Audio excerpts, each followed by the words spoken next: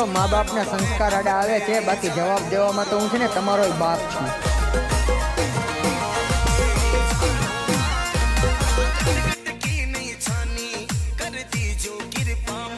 આ તો મા બાપના સંસ્કાર આડા આવે છે, બાકી જવાબ દેવામાં તો હું છે ને તમારો બાપ છું.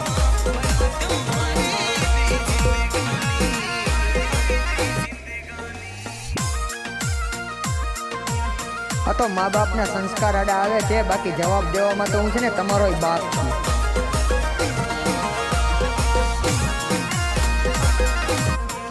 આ તો મા બાપના સંસ્કાર આડા આવે છે, બાકી જવાબ દેવામાં તો હું છે ને તમારો બાપ છું.